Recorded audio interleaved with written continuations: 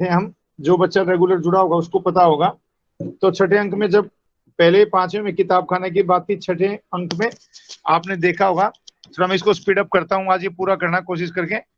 ये जो अंक था इसमें गंभीर वन का मध्य भाग था, जिसमें भारत एक वृक्ष के नीचे पड़ा है और भारत भाग्य का प्रवेश जो उसका मित्र है और वो आता है, और भारत भाग्य छठे इसमें आता है अंक में। उससे पहले आपको पता है भारत दूसरे अंक में मूर्छित होकर चला जाता है। फिर किसने फौज के डेरे दिखाई देते हैं, भारत दुर्दैव आता है। फिर बाद में अंग्रेजी कमरा सजा हुआ है।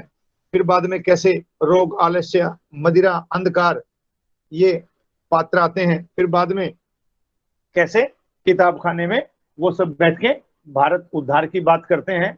बंगाल में हमारे यहाँ नाटक खेला जाता है, कोई उसकी बात करता है एडिटर कि हम ऐसे शस्त्र और स्पीच के गोले चलाएंगे। कोई कविता की बात करता है, कोई व्यंग की बात करता है, भद्देपन की मजाक करता है कि मुए इधर नाइयो इधर जनाने हैं। वो आपको सारा ध्यान होगा। डिसलॉयल्टी आती है और कैसे तीतर भी तो हो जाते हैं, डरते हैं। और महाराष्ट्रियन और बंगाली कहते हैं कि हमें कैसे पकड़ सकता है, हम खुद चलेंगे। हम कौन सा देश के विरुद्ध क्या बात बोला, हम अपने देश की उन्नति चाहता। ये सारी बातें आपको शायद ध्यान आ गई होंगी जिन्होंने सुना होगा। आगे थी ना ध्यान? Hello, yes sir. ठीक है अंजलि, ठीक है बेटा, ठीक है, ठीक है, बस बेटा आवाज का ही पूछना था। उसके बाद जब हमने छठांक शुरू किया था, तो अब इसमें काफी बड़ा ये वो है पद्यात्मक। तो एक हमने वो बीच में पूरा कर लिया था कि कैसे बता दिया था, जैसे हम मानते हैं कि यूनान, मिस्र, रोमा सब मिट गए, जहां से बाकी बचा केवल नामो निशा हमारा। बता दिया था हमारे मंदिर और महल कैसे नष्ट कर दिए गए, कैसे भारत जग शिरोमणि होता था। भारत की अगर किसी के प्रति तिरछी निगाहें हो जाएं तो बिल्कुल वो धरती के जो नृप हैं, राजा, वो डगमग डगमग होने लगते थे। अर्थात हमारी बड़ी प्राचीन संस्कृति है। फिर बाद में काशी की, मथुरा की, प्रयाग की बात की गई थी। उसके बाद हमारे और सारी चीजों की बात की गई थी, बनारस धाम की, चित्तौड़ की, पानीपत की, ऐतिहासिक जो हमारे स्थल हैं। उसके बाद भारत भूमि की बात की गई थी, गंगा जमुना के जल की बात की गई थी। और कैसे बता दिया था कि भारत भूमि में अब अपयश है, ये भारत भूमि का कलंक कैसे दूर हो। इन सारी चीजों की वो प्रार्थना करता है, लेकिन कहता कि हाय यहीं के लोग किसी काल में जगमान्य थे। यहाँ के हमने बात बंद की थी कि हाय यहाँ के लोग किसी काल में जगमान्य थे पे बात बंद हो गई थी। लेकिन अब भी हैं और आगे भी रहेंगे। लेकिन बीच में जो स्थिति आई थी, चाहे मुगलों के कारण आई हो, चाहे बाद में अंग्रेजों के कारण आई हो, चाहे बेशक हूण शक चंगेज बर्बर जातियां आई हो, लेकिन भारत की जो संस्कृति रही है वो सहिष्णु संस्कृति है और बड़ी अच्छी संस्कृति है। एनीवे, तो अब उसके बाद फिर एक पद आता है, और ये जो 30, 40, 25, 30 पंक्तियां हैं, उसके बाद कुछ चीजों की इसमें रिपीटेशन कर रखी है। लेकिन ठीक है, चलो इसमें अगर बोल रखा है तो हम इसको एक बार पढ़ देते हैं। और बाद में इसके जो 2 पहरे हैं, 3 पहरे, काफी बड़ा वो है गद्य, और वो सबसे बड़ा और इम्पोर्टेंट है। और अल्टीमेटली जो इसका अंत होता है, कटार का छाती से, वो अपनी छाती में कटार को मार लेता है और अर्थात आत्महत्या कर लेता है। तो ये इस तरह की जो ट्रेजेडी के नाटक है, नहीं तो अगर भारत भाग्य को ये उठा लेता और भारत दुर्दैव को दोनों मिलके मार देते तो आप और हम खुश होते, तालियां बजाते, क्योंकि हम हैप्पी एंडिंग के आदि हैं। हम उस तरह के रंगमंच पे चीजों को देखना पसंद करते हैं।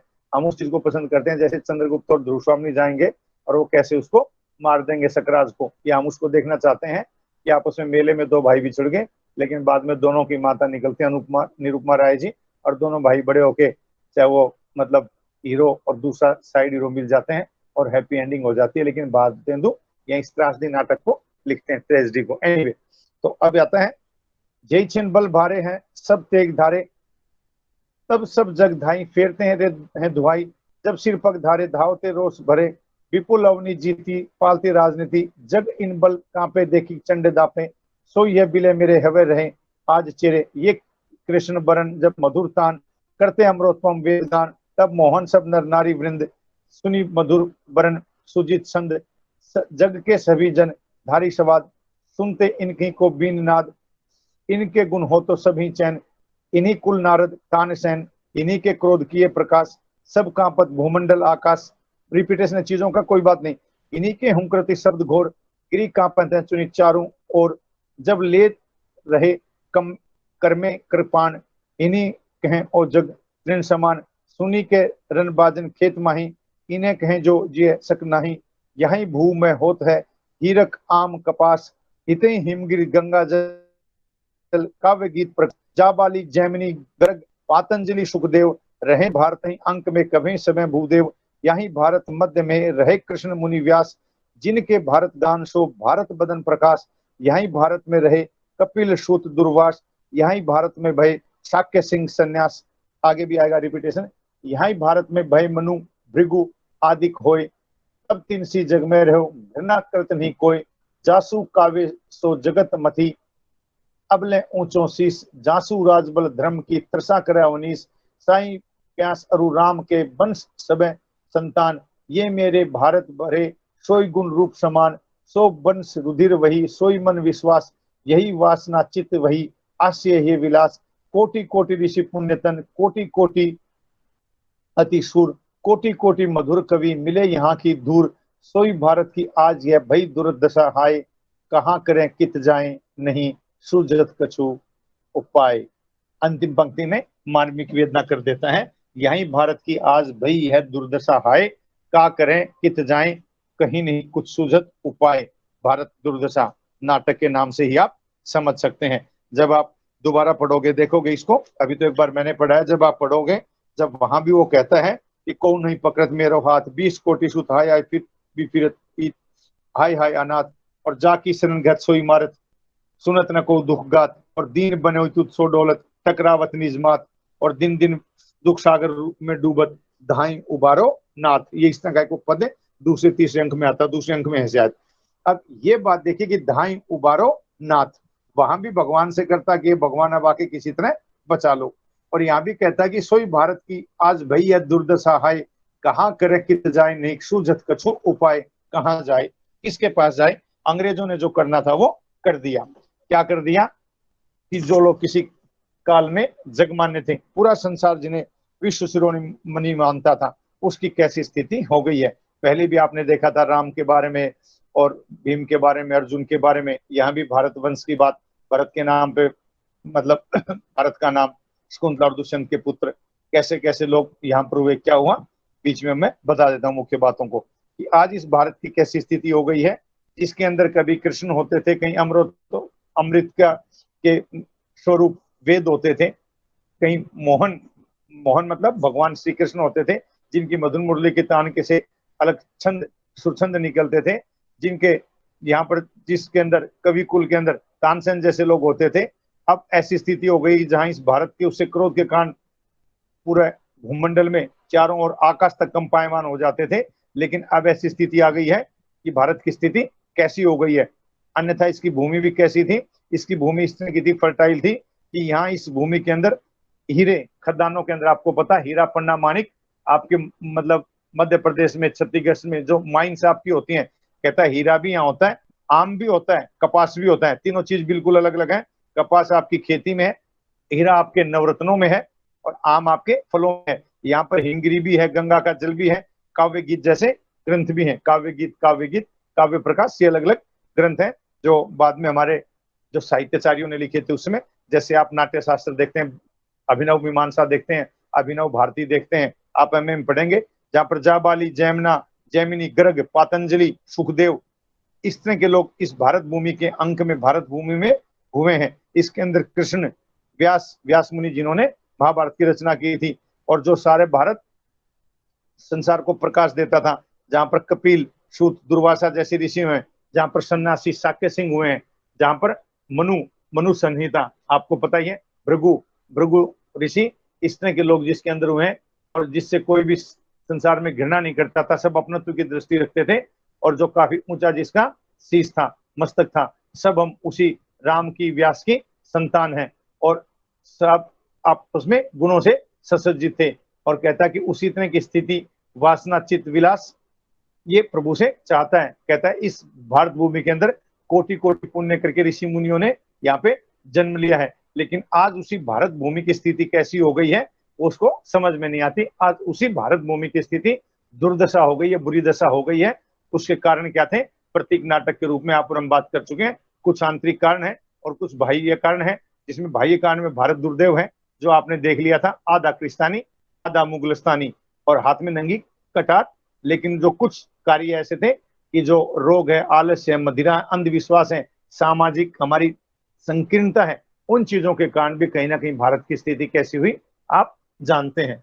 तो कहता है भारत को फिर उठाने की अनेक चेष्टा करके उपाय निष्फल होकर रोकर। अब बड़ी इंपॉर्टेंट बात है, भारत को भाई बार बार आते ही सबसे पहले गहन वन में, जहां भारत मूर्छित पड़ा था पेड़ के नीचे, जिसको आशा और निर्लजता दूसरे अंग से लेके जाते थे, वहीं पर ये भारत को उठाने की कोशिश करता है, बार बार कोशिश करता है। जागो जागो रे भाई, जहां से वो शुरू करता था, और उसे बता देता है कि भाई दिन बीत लिया, रात्रि बीत ली, सुबह आ लिया, उसके बाद भी वो नहीं उठ पाता। अब बड़ी इंपॉर्टेंट बात कहता है, हाँ, भारतवर्ष को ऐसी मोह निद्रा ने घेरा कि अब इसके उठने की आशा नहीं। आशा एक पात्र के रूप में वहां लगाती है, लेकिन यहाँ आशा का मतलब दूसरे अर्थ में लेता है कि अब इसके उठने की उम्मीद नहीं है। नहीं तो आशा जो एक सांवली सी स्त्री के रूप में आई थी और उसे जिलाने की कोशिश करती है, लेकिन कहता है कि अब इस भारत के उठने की आशा नहीं, इसको ऐसी मोह निद्रा ने घेर लिया। फिर कहता है, सच है जो जानबूझकर सोता है उसे कौन जगा सकेगा, प्रश्नवाचक चिन्ह। अब भाई ये सच्चाई भी कि सोए हुए को तो आप जगा दें, लेकिन आप सोने की एक्टिंग करते हैं, वास्तव में आप जागे हुए हैं, तो आपको फिर उठाना बड़ा मुश्किल है। अर्थात अगर हमारे यहाँ के लोग ऐसे हो जाते हैं, जो हमें, अगर हम ये ध्यान नहीं रखें, बाद में जो फिर ये नाटक तो पहले लिखा, बाद में द्विवेदी युग आता है, जब मैथिली गुप्त कहते हैं कि मनोरंजन है केवल केवल कवि का कर्म होना चाहिए, उसमें उचित उपदेश का भी मर्म होना चाहिए। हम कौन थे, क्या हो गए, क्या होंगे अभी, आओ विचारे मिलकर ये समस्याएं सभी। जब भारत दुर्दशा में भारतेंदु ये लिखते हैं, लेकिन भारत भारती में जब वो लिखते हैं कि संसार में चर्चा हमारी सर्वत्र थी, मानव व सदगुणों की कीर्ति कहीं कलत्र थी, तो वो ठीक है ऊपर बात करते हैं, और फिर उसे बाद में कैसे वो धीरे धीरे अतीत खंड, वर्तमान खंड और भविष्य में आते हैं कि हे नवयुवाओं उठो, देश भर की दृष्टि तुम पर लगी। और वो कैसे नवयुवाओं को संबोधित करके कहते हैं कि पूरे विश्व की दृष्टि पर तुम पर लगी हुई है, अगर तुम देश उद्धार में योगदान नहीं दोगे तो कौन देश के उद्धार में। वो किसी एक व्यक्ति को नहीं कहते हैं, किसी क्लास को, कास्ट को, रीजन और रिलीजन को नहीं कहते हैं, वो भारत भूमि की संतानों को संबोधित करते हैं। कहता है कि सच है जो जानबूझकर सोता उसे कौन जगा सकेगा। हाँ देव तेरे विचित्र चरित्र, जो कल तक राज करता था, जो जूते में टांका उधार लगवाता, कल जो हाथी पर सवार पड़ते थे, आज नंगे पांव वन वन की धूल झाड़ते फिरते हैं। भारत का जो बड़ा गौरवशाली इतिहास रहा था, अब भारत भूमि की संतानों की कैसी। और हम ये भी मानते हैं भाई, सब दिन होतना एक समान, और इसीलिए हमें सार्थक और सचेत प्रयास करते हुए अपने कर्तव्यों के प्रति सचेत रहना चाहिए, नहीं तो अन्यथा एक सेकंड के अंदर कई बार फ्रिक्शन ऑफ सेकंड में चीजें बदल जाती हैं। इस व्यक्ति ने सोचा था कि जिस व्यक्ति को इक्ष्वाकु वंश का राज्य मिलने जा रहा है, अयोध्या का राज्य मिलने जा रहा है, और अगले ही सेकंड उसे राज्य तो मिलेगा नहीं मिलेगा, लेकिन 14 वर्ष का वनवास भी मिल जाएगा। किसने सोचा था कि मेरे 100 पुत्र काल की गति में समा जाएंगे कौरव और पांडवों के युद्ध में।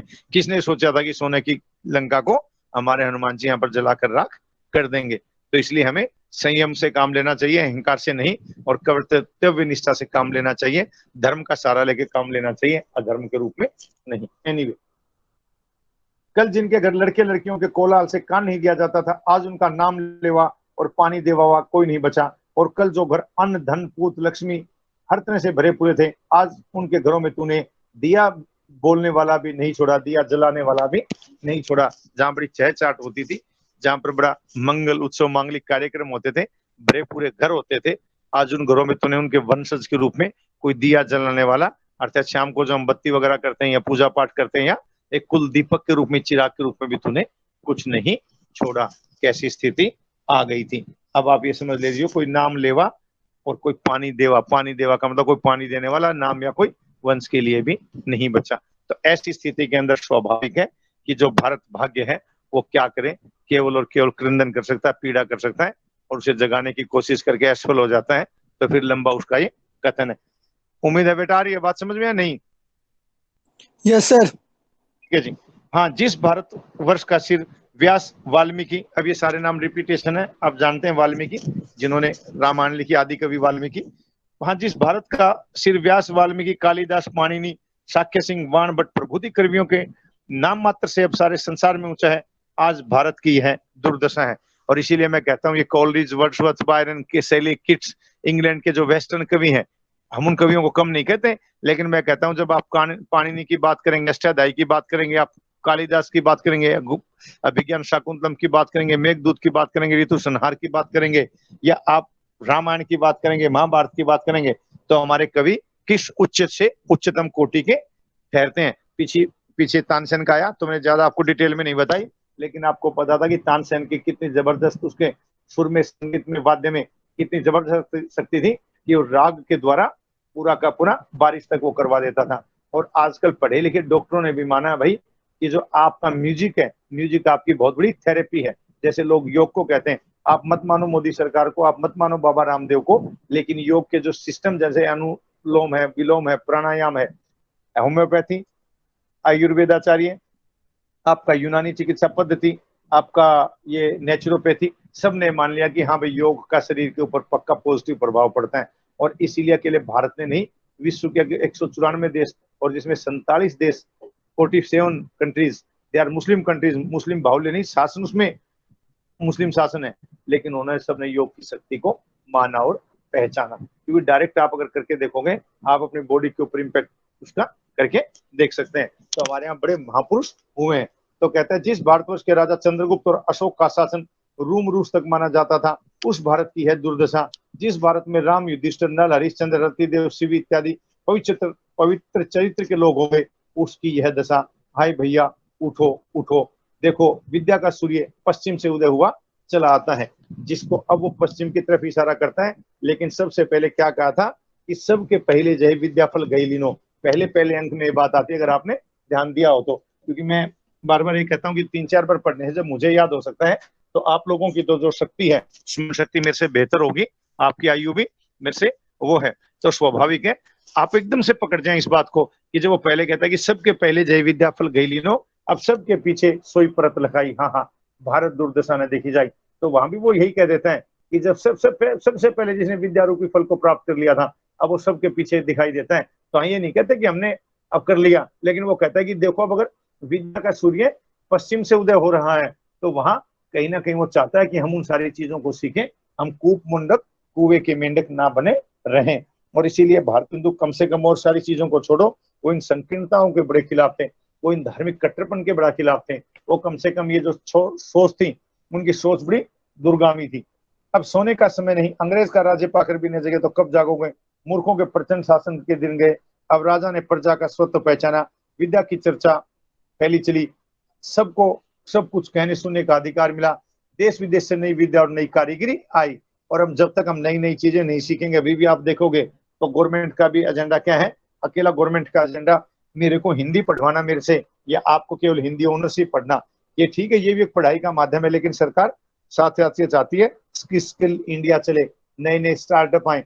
और जिस बच्चे के पास, जिस भी व्यक्ति के पास कौशल है, स्किल है, अगर कोई टाइपिस्ट भी बहुत अच्छा है, तो वो इंग्लिश के पेज को अगर 20 रुपए टाइपिंग के लेता है, तो हिंदी के 25 या 30 रुपए लेता है। अगर उसको वर्तनी के शुद्ध या ना उसकी ठीक हो, उसको टाइप अच्छे से करना था, उसकी स्पीड हो। ये तो एक छोटी सी बात थी। इन जनरल आप अगर आप देख लेंगे, तो जो कारीगरी है, चाहे वो वैसे हमारी शिल्पी कलाएं हैं, चाहे वो मूर्ति कला है, चाहे आपकी वो फाइन आर्ट्स है, देश विदेश से नई विद्या और कारीगरी आई। तुमको सब वही सीधी बातें, भांग के गोले, ग्राम गीत, वही बाल्य विवाह, भूत प्रेत पूजा, जन्म पत्री की विधि, वही थोड़े में संतोष, गप हाँकने में प्रीति और सत्यानाशी चाले आए। अब भी भारत की दुर्दशा। अरे अब क्या चिता पर संभलेगा, कि बिल्कुल ही समाप्त हो जाएगा, चिता पे बैठ जाओगे, मृत्यु आ जाएगी, अंतिम समय में समझोगे क्या। तो कहता है कि अभी खाली खाली बैठे बैठे आप अपने गप मारते रहे। भारत हिंदू का एक निबंध में पढ़ाऊंगा आपको, इसके बाद कभी मौका मिलेगा जब।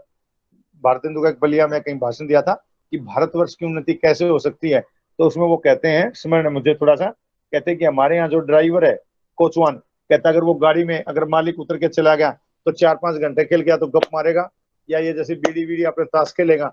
और कहता अगर वहां दूसरा अंग्रेजों का कोई कोचवान है, अगर उसने शाम को 8 बजे ऑफिस में छोड़ दिया, शाम को 7 बजे लेना है, तो उस दौरान अखबार पढ़ेगा या अपना कोई काम करेगा, या अपने अपने मुल्क के फायदे की बात सोचेगा।